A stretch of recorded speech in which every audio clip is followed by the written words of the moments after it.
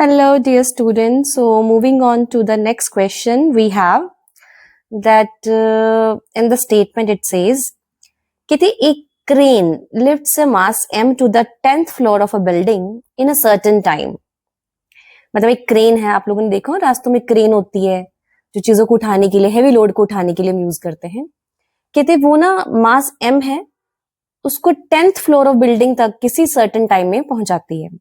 कहते it then raises the same mass, फिर वही मास कोई भी ऑब्जेक्ट उसने उठाया हो, कहते फिर उसको वो 20th फ्लोर पे सेम बिल्डिंग के उठाते. बट टाइम जो अब लग रहा है इन डबल द टाइम, अब डबल टाइम लग रहा है. कहते how much energy and power are required, assume that height of all the floors is equal. Okay, so हमें बेसिकली एनर्जी और पावर के बारे में बात करनी है. सो क्योंकि हाइट की बात हो रही है तो दैट मीन्स एनर्जी हम mgh की टर्म में ले लेंगे, तो फॉर्मूला हमारे पास है. So because we are raising the object.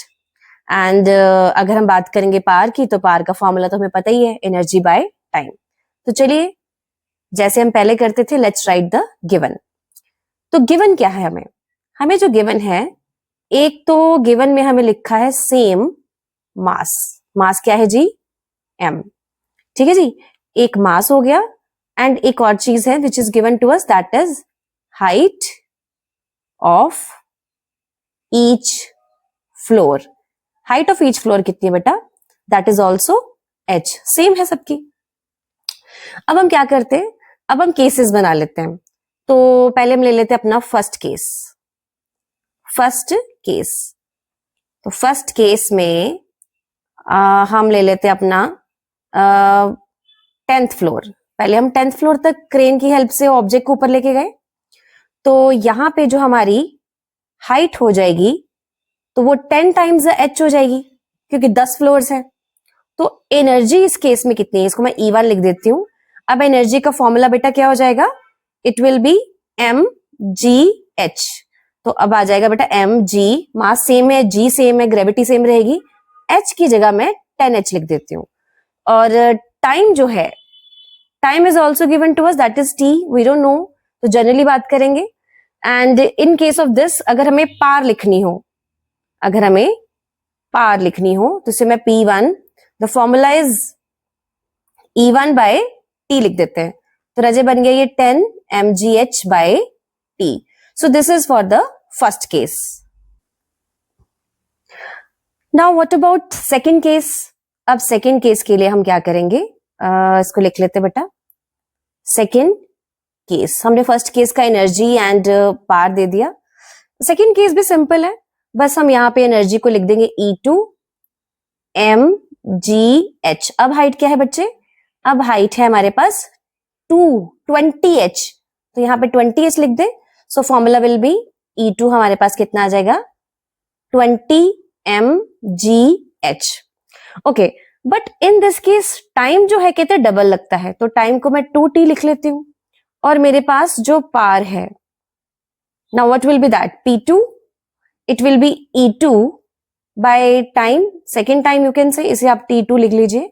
सो यहाँ पे आप T1 कर दीजिए. So this will be your 20 mgh by 2t आ जाएगा बेटा. सो अगर हमें कैंसिल कर सकते हैं जी, this will be this, and the part 2 is coming out to be 10 mgh by t. Okay, अब अगर हम ध्यान से देखें तो हम क्या कंक्लूड करते हैं, इसका आंसर हम कैसे लिख सकते हैं? देखिए, पावर एक रिक्वायर्ड क्यों होगी? अगर मैं अपना P2 और P1 देखूं, तो P1 is equal to P2, right? So we can write power is same. जो पावर है मेरे पास दोनों केसेस में क्या है? सेम है. बट अगर हम एनर्जी की बात करें, एनर्जी क्या हो गई? Energy required is twice. जरा ध्यान से देखें, तो मेरे पास जो E2 है उसे मैं लिख सकती हूँ twice the E1, right? So this is the required answer. जो पावर है वो सेम है, बट जो एनर्जी है वो क्या है? डबल आ गई. बस बच्चे बेसिकली आपको ध्यान रखना है कि हमें फॉर्मूले की नॉलेज हो कि कितना कौन सा फॉर्मूला कहाँ रिक्वायर्ड है. If you know the formula, then you can do any of the question. I hope you understand. If any problem, write in the comment section. Thank you, everyone. Okay, dear students, so moving on to the question number 7. We have, let's understand the statement, what it says. कहते ये कह रही है, कहते which factor determine the energy required to raise a flag from ground to the top of a tall flagpole using a pulley. जैसे कि आप देख सकते हैं, this is called a pulley, और यहाँ पे कोई पर्सन है जो फ्लैग को ना ऊपर रेज करना चाहता है किसी हाइट h पे. हम इसे हाइट h का नाम दे देते हैं. And then this is situation actually. कहते does raising the flag slowly और quickly change the amount of work done. कि एकदम से झटका देके आप कह सकते हैं कि अगर एकदम से फ्लैग को ऊपर कर दिया या स्लोली ऊपर किया तो क्या उससे वर्क डन को कोई फर्क पड़ता है. Okay, this is one of the question. कहते अगर speed at which flag is raised is doubled, जिससे हम फ्लैग को ऊपर लेके जा रहे हैं, अगर स्पीड को डबल कर दिया जाए, how does the power requirement change. तो पावर के ऊपर क्या फर्क पड़ेगा. Explain your answers. तो हम थोड़ा सा इनके बारे में बात करते हैं. तो चलिए जी, moving on to the situation, let's write down the given things. अब given में हमारे पास जो things हैं नोट कर लेते हैं. given जो हमारे पास है, given is mass, आप लिख लीजिए mass of flag, sorry, write it like mass of flag, it is equivalent to m लिख लेते हैं. And height of the flagpole, height of the flag pole, note it as h. And gravity तो g ही लग रही है, right? तो moving on with the first part हमें क्या कह रहा है. कहते does raising the flag slowly or quickly change the amount of work done. work done means energy. तो energy का फॉर्मूला इस सिचुएशन के लिए बेटा क्या हो जाएगा. Energy is equivalent to mgh, right? So हमारे पास किन किन फैक्टर्स के ऊपर एनर्जी डिपेंड करती है. मास के ऊपर, g के ऊपर, एंड h के ऊपर, राइट? तो पहले तो हमने फर्स्ट पार्ट का ये जो हमारे पास क्वेश्चन है, which factor determine the energy, उसका कहते does raising the flag slowly और क्विकली. अब थोड़ी सी इसके बारे में बात करते हैं. तो अगर हम बात करें कि फ्लैग को हमने स्लो करा या फास्टली करा, कुछ भी, अगर हम इसको फ्लैग को ऐसे रेज करते हैं तो क्या सिचुएशन होगी अमाउंट ऑफ वर्क डन की. तो पहली बात तो इसका आंसर ये है नो. इसका आंसर आएगा no. Raising the flag slowly और quickly doesn't change the amount of work done. Why? Because क्योंकि जो हमारा वर्क डन है, because work done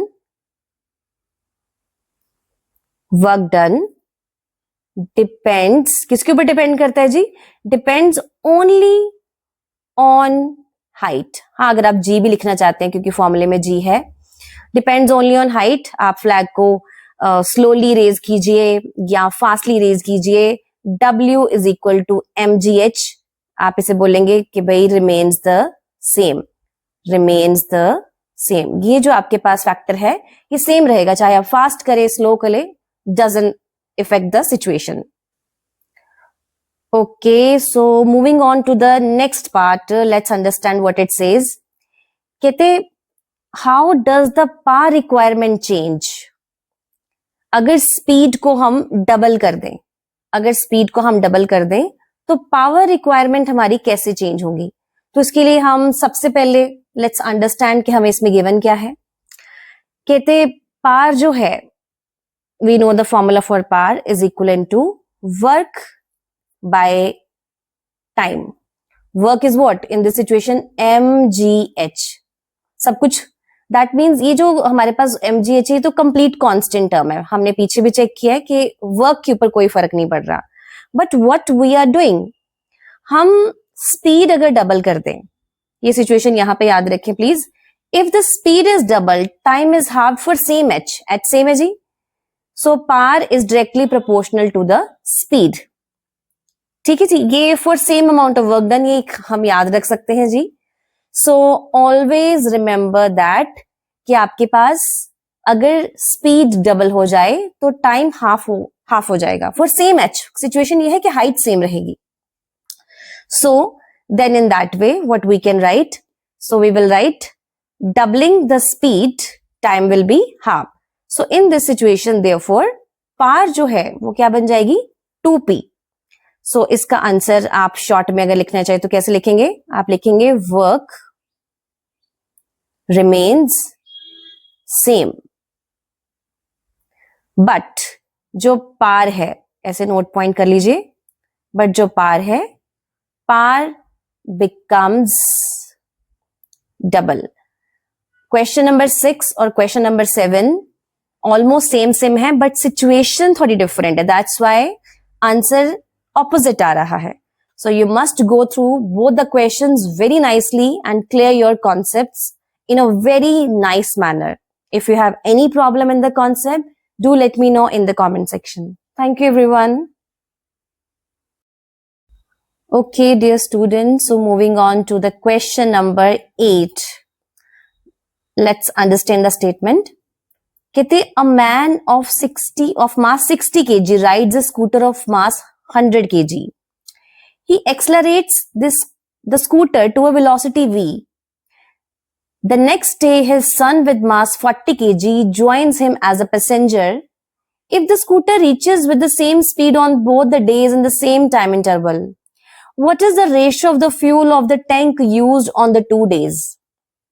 Assume that energy transfer to the scooter happens entirely due to fuel and no other losses occur due to air resistance and friction.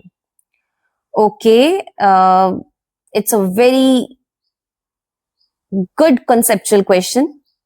So let's understand कि हमें पहले given क्या क्या है, जैसे हम हमेशा करते हैं.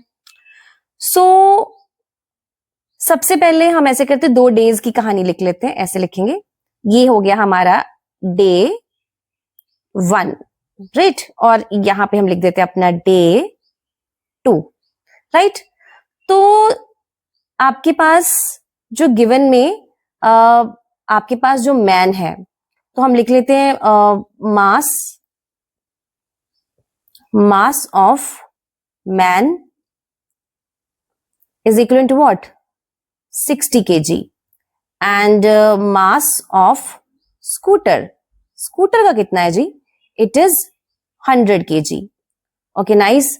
तो टोटल मास हमारे पास डे 1 में क्या है, टोटल मास, तो बेटा जी it is simply your 60 plus 100, so that means 160 kg, right. अब हमसे उन्होंने पूछा है कि ratio of fuel used, right, and also assume that energy transfer.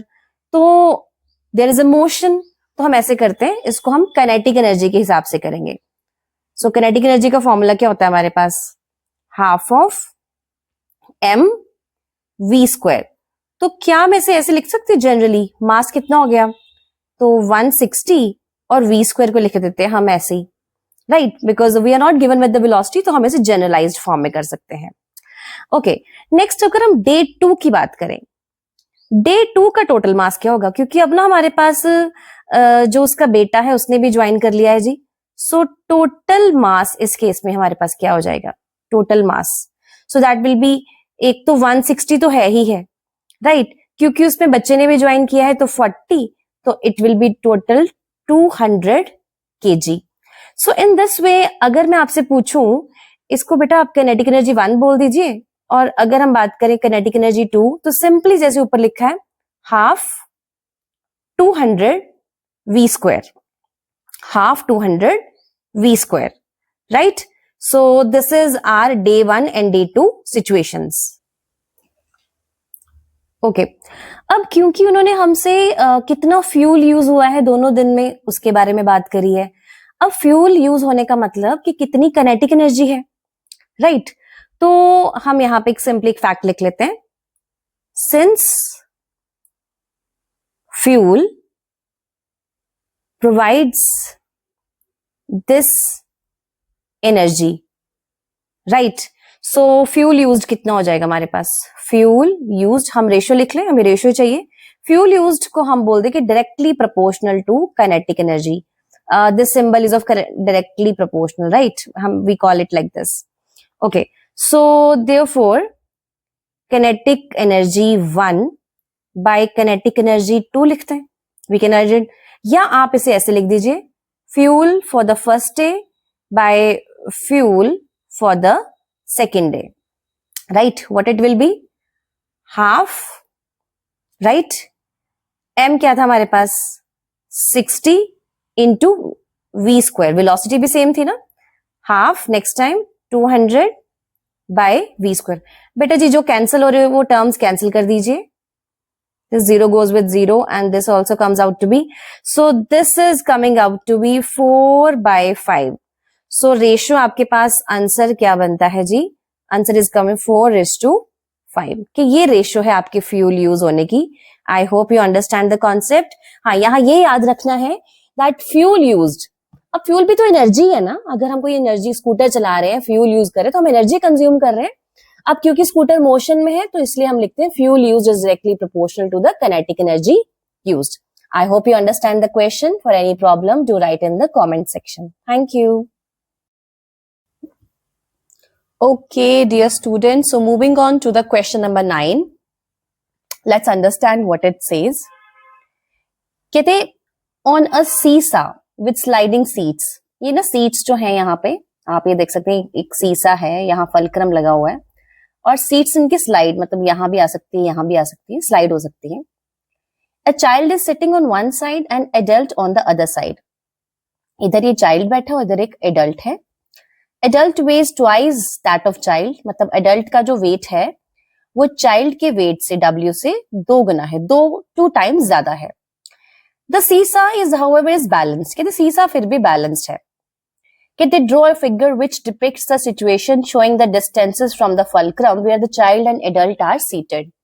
तो कहते एक डायग्राम से शो करें कि आपके पास ये सिचुएशन है और बैलेंस सीसा है, तो क्या सिचुएशन होनी चाहिए. अच्छा देखिए, फॉर इट्स आंसर अगर मैं बोलूं यहाँ फलक्रम है, यहाँ पे चाइल्ड है और दोनों के वेट्स एक का डबल है और चाइल्ड का W है इन कंपैरिजन टू एडल्ट, तो ऑब्वियस सी बात है चाइल्ड का वेट कम है, एडल्ट का वेट ज्यादा है.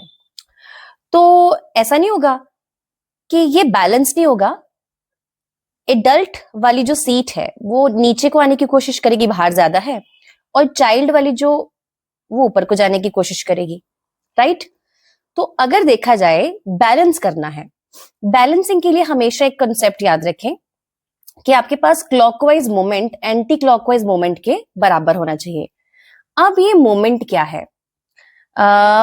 मोमेंट को इन योर 9th स्टैंडर्ड हम इजीली अगर बात करें तो हम इसे याद रख सकते हैं रोटेशनल फोर्स के हिसाब से.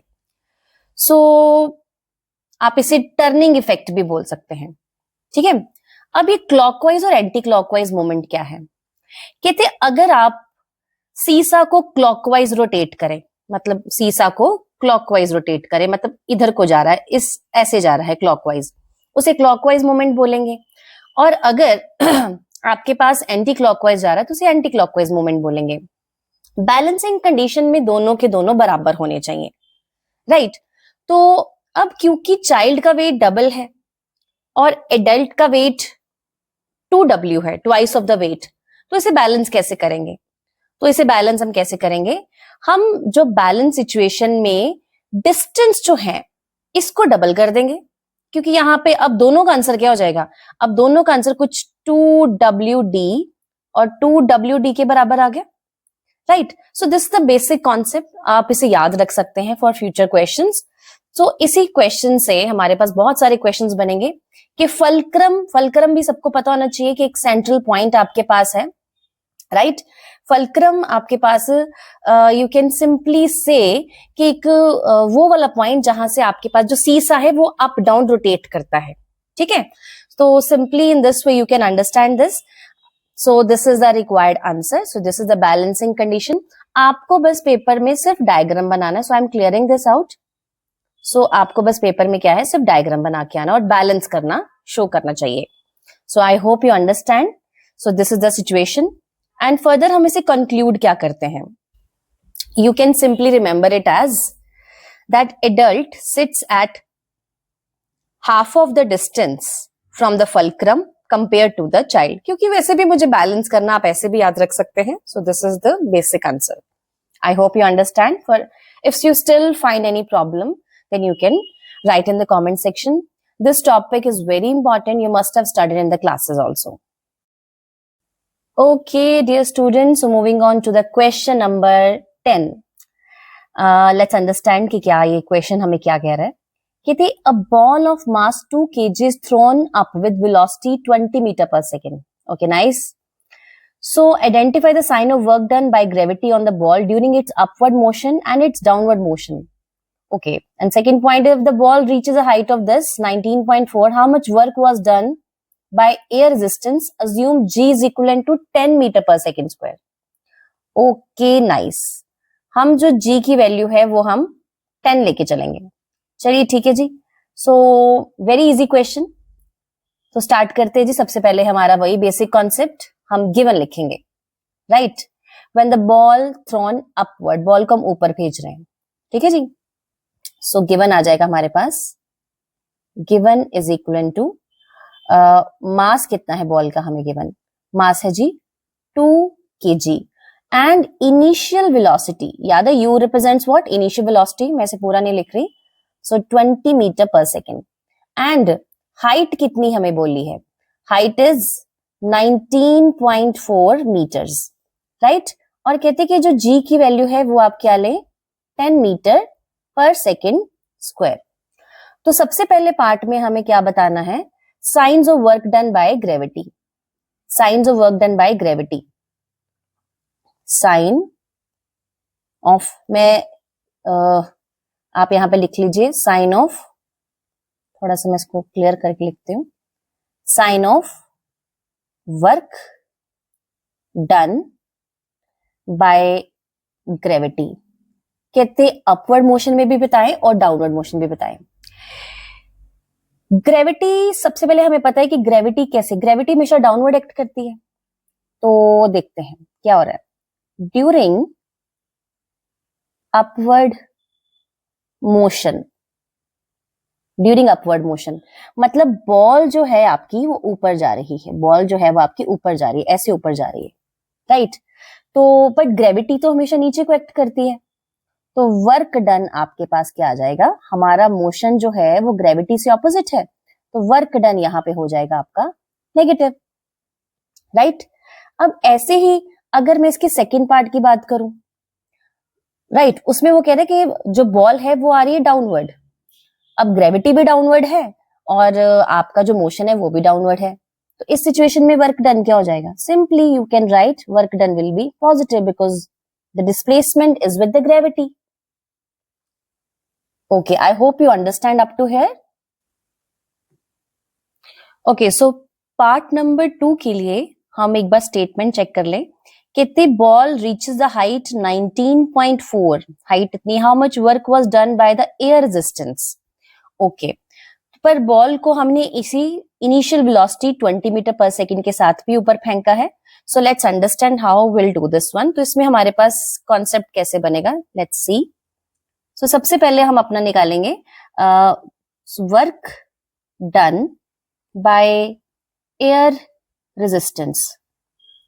Work done by air resistance. So for that हम सॉल्व कर लेते हैं अपनी initial kinetic energy. What is the formula for that, half m u square. अब मैं इनिशियल लिख रही हूं ना, सो हाफ, मास कितना है जी बॉल का 2 kg एंड वेलोसिटी कितनी थी 20 का स्क्वायर. सो यहाँ पे अब आपके पास आंसर आ जाएगा 400 जूल्स. ये कैंसिल होगा ना 2 के साथ 2. Right, next will write gain in potential energy. Gain in potential energy, क्योंकि उसने कोई हाइट कवर कर ली ना. अब गेन इन पोटेंशियल एनर्जी, तो यहां पे जब हम पोटेंशियल एनर्जी लिखेंगे वो किसके बराबर हो जाएगी, mgh के. राइट, अब एनर्जी तो सेम रहनी चाहिए, जितना जहां से स्टार्ट करा था, kinetic energy should be equal to potential energy. तो देखते हैं हमारा वो आंसर 400 जूल आता है कि नहीं. Okay, so mass is 2, gravity is 10 and height is 19.4. Right. So this comes out to be 388 joules. कितना है बच्चे? 388 joules. तो ऐसे नहीं लग रहा कि हमारे पास एनर्जी में कुछ लॉस आया? Yes. Now this loss हम लिखेंगे energy lost due to air resistance. अब वही एनर्जी वर्क डन है जो उन्होंने पूछा है, वन एंड सेम थिंग. तो हम इसे कैसे लिख सकते हैं? हम इसे लिखेंगे कुछ ऐसे करके, आप माइनस कर दीजिए. सो हम 400 जाउल में से 388 जाउल को माइनस कर देंगे. So the answer is 12 joule. तो अगर आपके पास बुक्स में अगर कभी ये जो वर्क है, वर्क डन, अगर -12 जाउल भी लिखा जाए, एनर्जी इज डिक्रीजिंग, तो क्योंकि रेजिस्टेंस जो है वो मोशन को अपोज कर रहा है, इसलिए -12 joule. So I hope you understand this. So if there is any problem, do write in the comment section. Thank you.